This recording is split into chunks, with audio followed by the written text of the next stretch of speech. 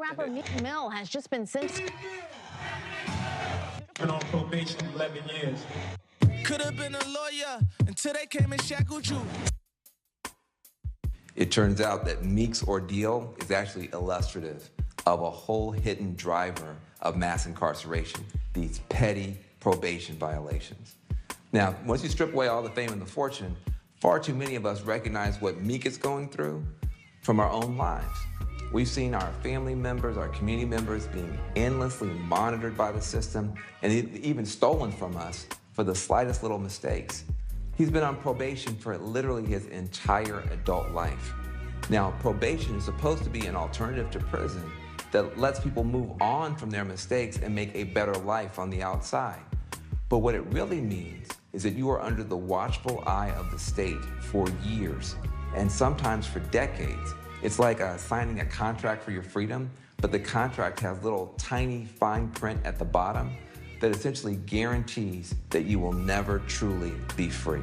Probation violations are treated very, very harshly by our system, yielding tougher punishments for little minor infractions than you would ever see prison time for if you weren't on probation at all. Now, that's how people end up on probation for more than a decade. Be late to a meeting because of traffic, 2 more years of probation. Miss a meeting to attend a job interview, 5 more years of probation. You get targeted, brutalized by the cops, maybe because you're black, you will most certainly end up going back to prison.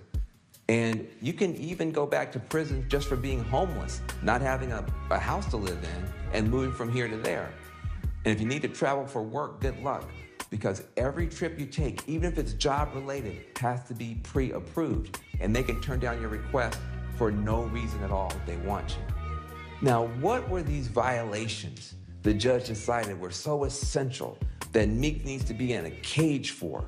Number 1, he sought treatment in Atlanta for his opioid addiction. He's trying to get off drugs.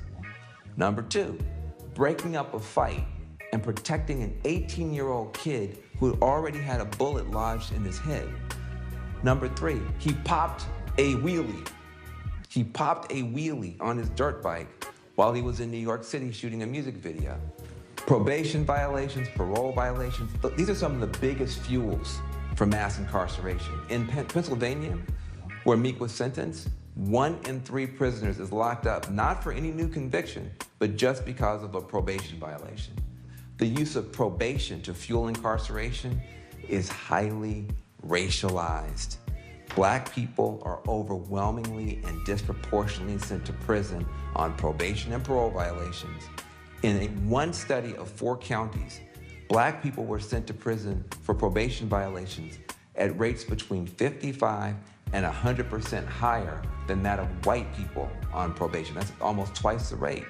Judges and prosecutors have an enormous amount of power and discretion to reduce the systemic harms of the system in our communities. They should be holding themselves to a higher standard by adopting rules and policies that make it harder to fill up prisons with parole and probation violations. But we've got to hold them accountable when they've gone too far and start having a pattern of cruel behaviors that ruin people's lives. So please go to freemeekmill.org, where you can demand that Judge Brinkley recuse herself from Meek's case, and also you can find out more about how we can stop the harms from this unjust, ridiculous probation system.